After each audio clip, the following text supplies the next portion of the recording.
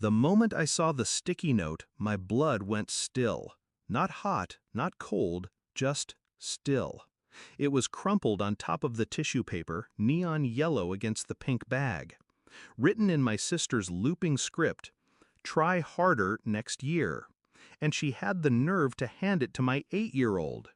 I looked at my daughter. Her smile had collapsed into that tight, practiced one kids wear when they're trying not to cry.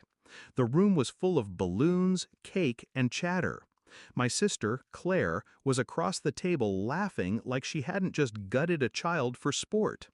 I didn't make a scene, not there, not with my daughter watching. But my decision was already made. Before, Claire was 3 years older, the golden child. Our parents adored her, the town admired her, and she learned early that she could twist a knife and people would call it just her sense of humor.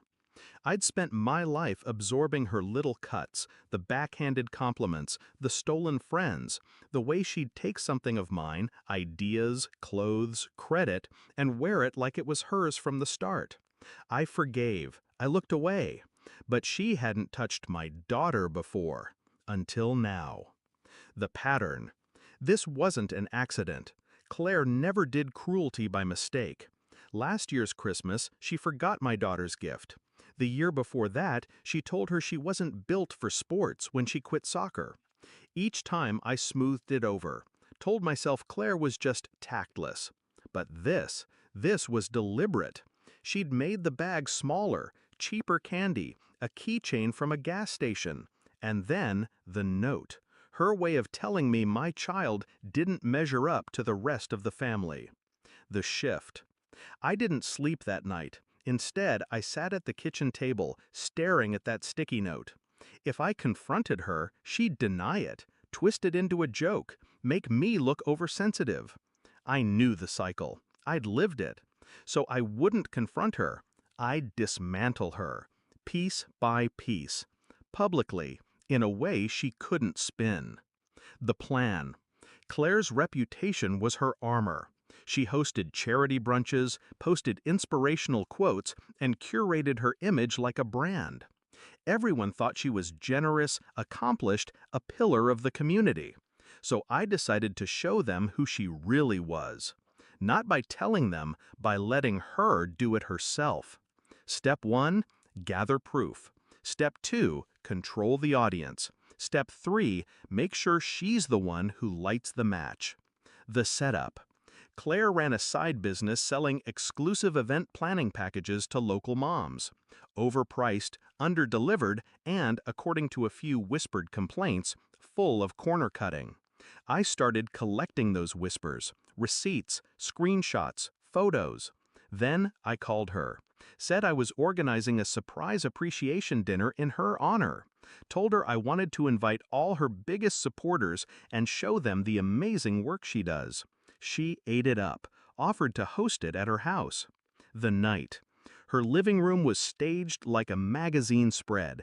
Candles, champagne, grazing boards. The guests were her clients, mutual friends, a couple of local bloggers. Claire was in her element, beaming, handing out gift bags with her logo. When everyone was settled, I stood. I thought it'd be nice, I said, if we all shared our favorite memories of Claire's work.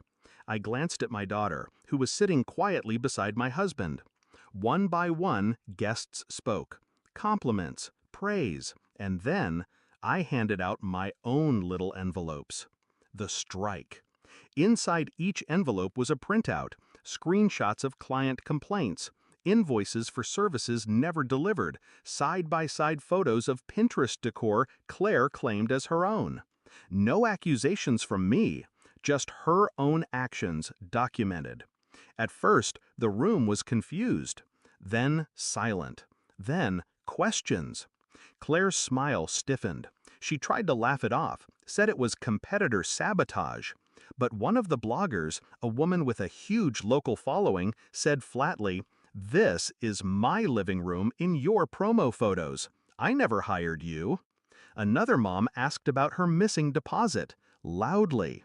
The cracks spread fast. I didn't need to add fuel. Claire was drowning in her own words. The door. I left before it collapsed completely, took my daughter's hand and walked out into the cold night. The next morning, I drove back to her house, parked down the street, waited. When I saw her moving around inside, I rang the bell. She opened the door, red-eyed, hair messy, and that's when she screamed, high, furious, incoherent. Because behind me, on her perfectly manicured lawn, were dozens of her gift bags, all of them returned by the guests overnight.